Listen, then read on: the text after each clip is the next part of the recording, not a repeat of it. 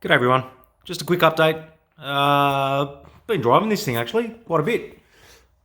This is the Banggood SCX10-II Crawler with the portals. It's a little bit expensive compared to a lot of them, but really finding that this thing's really capable because it's all aluminium and carbon fibre. But anyway, a couple of updates. I now have a driver, the cartoon character Dumbo, or Domo. I've done the black interior as I mentioned in a previous video, black dash.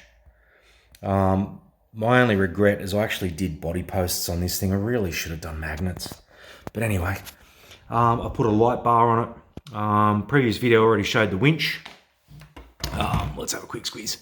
Now, with the lights, I've actually changed the way they work. So basically, when I flick them on, it's not throttle dependent. It's just a switch on or off. And the usual thing, you know, it's got the indicators, just like I showed in the other video that I had. Squish around. So yeah, and it's also got reverse lights and brake lights. So, not really much of an update, but I thought I'd throw something down. Also, what I added, because of the winch, I made a little box with my recovery gear. Now it's got a chain and a few bits and pieces in there to help if I ever need recovery. Now the worn winch isn't that sort of super duper, but it does work. My light controller, if you remember, is underneath all of this, and I put a little aerial. Just adds to a bit of scale looks. I didn't talk about my little homemade window. I bought a piece of clear polycarbonate on eBay and just cut it to shape, and that's pretty much it. Now let's try this without them. Let's turn the lights off. Now added a light bar. Now these things are super cheap on eBay, so I'll just it's stupid bright. Anyway, lights up the whole house. I thought I'd add that. But another thing I wanted to talk about, well, one of the few things I want to talk about because I love to waffle, are these controllers, Dumbo RC. Now, the wheels on these things, standard, are terrible. So this one in particular is from Hobby King, as you can see. It's from Hobby King. These things have amazing range, really, really good response. And the wheels are like, I don't know, they're about $10, $12. And it makes the thing look so much better and feel so much better with the foam. Now, I'll show you another one that I've got that I run something new to the fleet, which is an RC motorcycle. Yeah, I do love my BMXs. This is the BSR 1000R. Like, it's a discontinued model, but I picked this up for nearly nothing. And I've never actually driven a remote controlled RC bike before. And I love them. They're so much fun. Takes a lot of getting used to, but once you get it right, sensational. Another bit of a tour. There's my Wltoys 144001. Love the buggy. EMB make one that's very similar. Oh, there goes my charger. And the sway bars actually fit, if you can see, sort of in there, front and rear. Great cars, fantastic. The Durafly Tundra, which of course you've got to have. The LX MiG-29 with thrust vectoring. I've had this thing for a very long time. Great model. Anyway, Mavic Pro Platinum, love it on my tools. Anyway, let's go back to the transmitters for a sec. I'll show you the rest of the collection in a second too. I bought this radio just for the motorcycle, but what I did, the standard wheel is still on there, but I added some foam instead of the plastic thing. And the thing is, you pop that little center sticker off with a precision screwdriver, pop it off. There's a Phillips head number 2 screw in there, pop it off, and the whole outer sleeve, which is really crappy plastic, just comes off, and you can put just normal foam. You can buy them like cheap at every hobby store. I really, really love these radios, and there's multiple different types, so make sure you get the right ones, because there's like, you know, a 4-channel, 6-channel, and there's all kinds of stuff that you can get, you know, 3-position switches, momentary switches.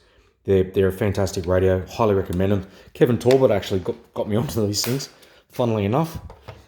Anyway, I'll show you another little sneaky peek. Excuse the mess. This is my collection. I have only X-Maxx parts. I've got all kinds of stuff, F4 Phantoms. This big F4 Phantom I built back in the mid-2000s.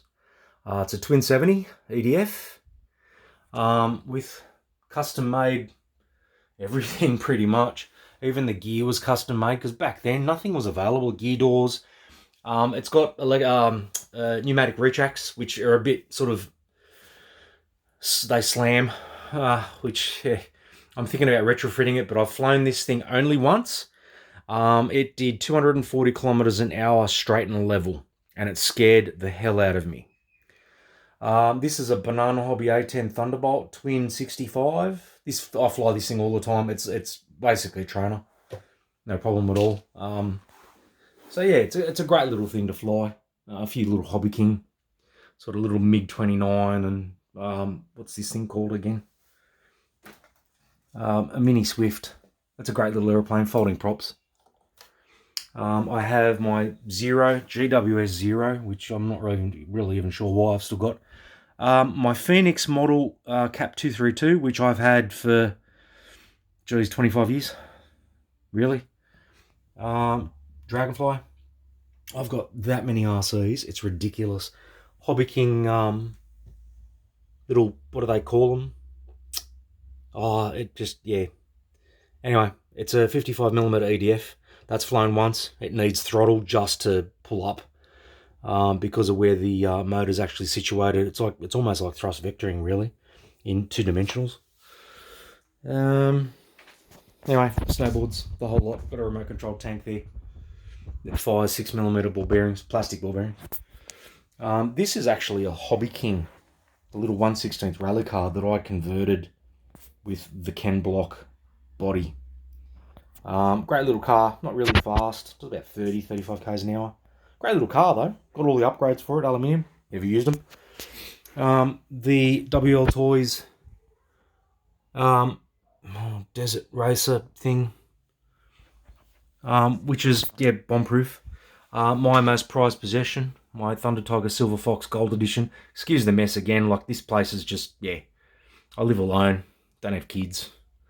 So every bedroom's basically a workshop. I love this thing. I had one of these as a teenager and sold it for next to nothing. And I found one over in the States by a guy called Tony Stepney, who actually did a full restoration on it. It's run since, like, a few times. The only thing I found that with the engine, it had a seized bearing. Seized front bearing, but there's a guy in Australia that actually sells bearings for these things, which is really, really good. Yeah, full. This thing's agricultural. It's like part of my other video as well. I mean, look at it. I'll turn you over. No, I won't do that because, yeah, YouTube will just have it. Yeah, it's chain drive, 4-wheel drive. No center diff, but there's diffs on each end. It's very agricultural by today's standard, but yeah. Yeah, there's a lot of love for these things. Now I'll show you something else. Excuse the mess.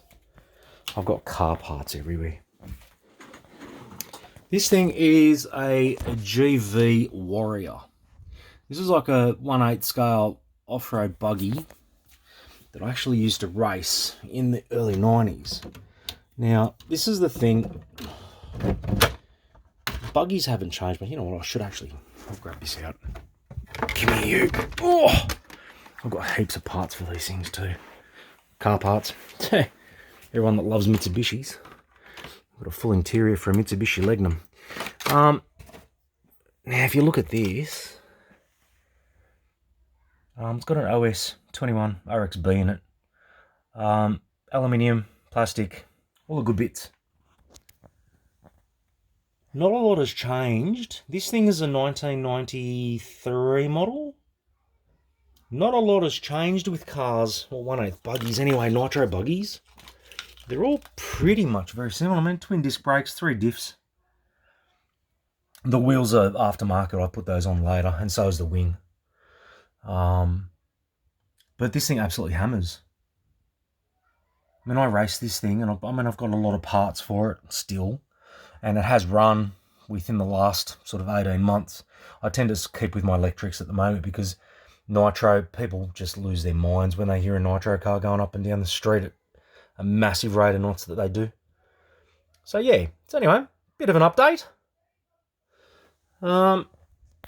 Just pause you there and I'll go back to the crawler. Okay, here we are.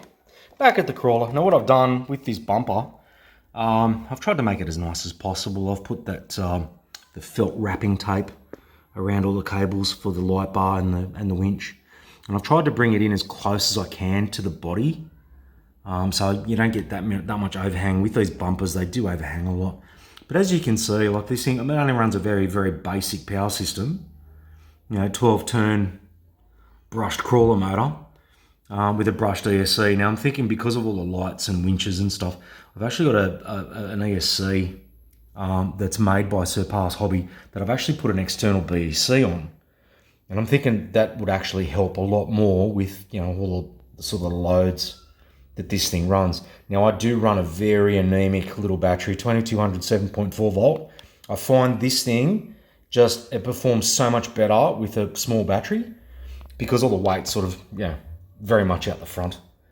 And like my other videos, I mean, I put extension leads for all the lights and stuff like that. You know, really nice sort of job with the, well, what I consider nice, with the conduit for all the light kits and stuff like that. Like this is a copy bruiser body. Also another thing, I took off the rock sliders, those big massive metal rock sliders, and I just put the standard body ones on. I mean, they're only plastic. I painted them satin black. You know, they cop a bit of a beating. I'm looking at actually making my own. Yeah, when I get around to it. So, but these things are, I mean, although they're super expensive, they're not the cheapest thing on the planet Earth. But the quality is just there, and all the SCX10 parts fit. Well, the ones that I've actually tried, and these tyres, even though they're huge, like 2.2s, they're extremely grippy. I'd love to try a set of Proline Hyraxes in the Predator compound, like my friend from RC Review, Francis. Hey there, Francis. Love the channel. And then also with the steering servo, because it's... hope you guys aren't getting motion sickness from me running around all the time with this phone. Axle mounted servo, I'd love to do a chassis mounted servo with this thing. But I dare say it will change the geometry with the steering. Like this thing, it's got pretty good steering, but it's not sensational. So anyway, just a quick update and a bit of a show off session, a little bit of info. Hope you enjoyed the video, guys. I'll see you in a later video. Hopefully something running. Oh, I actually forgot. I forgot to show my pride and joy. Yeah, I've got one of these as well. 8SX Maxx. Absolute brutal car. Love it. Anyway, like I said, guys, thanks for watching. Look, yeah, I don't put that many videos out. You know, if you want to subscribe, it's very much appreciated. I'm not here to make any money. I'm just here to share info. And hopefully, yeah, give people a little bit of joy if they're thinking about buying something, you know, like this crawler. If they're thinking about buying one, look, I highly recommend them. They're not cheap, but it's something that's like super duper modified that just beats anything you can buy out of the box. And like I said, nearly everything fits. I haven't come across anything that hasn't. Also, what I didn't do, the winch controller and the light controller. Oh, I don't want to tip this body over. Run off these little USB, JST connector things. So you can switch them from the transmitter off and on. I think I've got a bit of a glitch because the BEC on my speed controller really doesn't cope that well. But hey, you get what you get. There's always one with a BEC, external BEC, that I can try. It takes 10 minutes. Easy done. So anyway, thanks for watching, guys. I hope you guys are all doing well. Stay safe and keep RCing.